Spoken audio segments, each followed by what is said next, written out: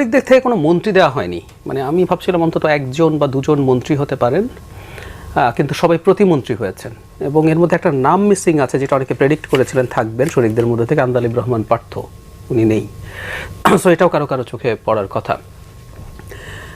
ক্যাবিনেটের কথা যেটা বলছেন যে মন্ত্রী আরও বাড়বে, একাধিক আছে, এটা ভেঙে আরও বাড়ানো হবে, না, সম্ভবত ব্যাপারটা এইরকম না। আমি কিছুটা খোঁজ খবর করতে গিয়ে জেনেছিলাম এই সরকার, তারেক রহমানের সরকার, মন্ত্রণালয় আসলে কমিয়ে ফেলবেন।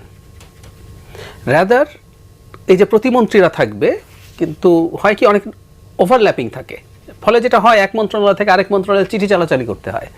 সেই কারণে মন্ত্রণালয় সম্ভবত এরকমই থাকবে, এই সংখ্যা মন্ত্রীর চেয়ে বেশি বাড়বে না, প্রতিমন্ত্রী থাকবে বা প্রয়োজনে আরও নেওয়া হতে পারে।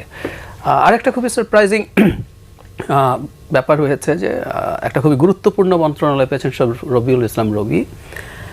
ওনার সাথে আমরা অনেক দিন থেকে পরিচিত, আমরা টকশো করি, সো ভালো লাগছে। কিন্তু বেশ বড় একটা মন্ত্রণালয়, এবার তো মানে সড়ক, সেতু, রেল, নৌ পরিবহন, মানে সব পরিবহনকে একই আমব্রেলার নিচে নেওয়া আছে, এটাও একটু লক্ষণীয় ব্যাপার।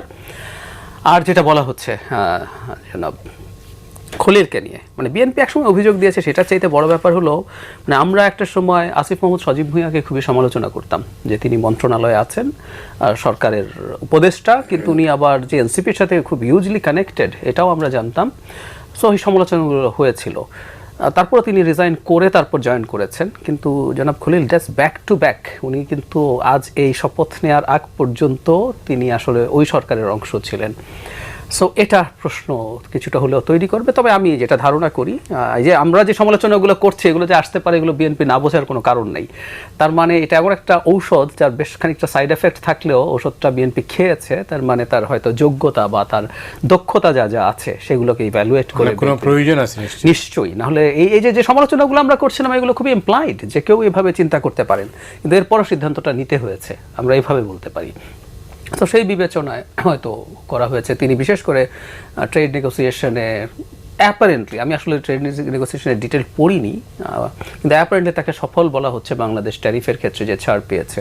যদিও ফাইনালি যে চুক্তি করে আসছে এর মধ্যে বেশ কিছু জিনিসের সাথে আমেরিকাকে আমরা ছাড় দিচ্ছি যেগুলো আমাদের দেশের ডোমেস্টিক অনেক প্রোডাক্টের জন্য খুবই ক্ষতিকর হয়ে উঠতে পারে। তো তারপরে সেটা নিয়ে আলাপ আছে, এবং তিনি যেহেতু ক্যারিয়ার ডিপ্লোম্যাট, তিনি ইউএনএ কাজ করেছেন, সো ওনার এক্সপিরিয়েন্সের জায়গাটা খুবই হাই, হয়তো এইসব বিবেচনা করেই তাকে নেওয়া হয়েছে। তারেক রহমান এই মন্ত্রিসভার মধ্য দিয়ে আপনার উনি কি মেসেজটা দিতে যাচ্ছেন? ওনার মেসেজটি ইজ ভেরি ক্লিয়ার, ওই যে উনি একটা মিক্সড মন্ত্রিসভা করেছেন এবং শরিকদেরকে রেখেছেন, মানে প্রবীণরা যেমন আছে, তরুণরা আছে, কিছু কিছু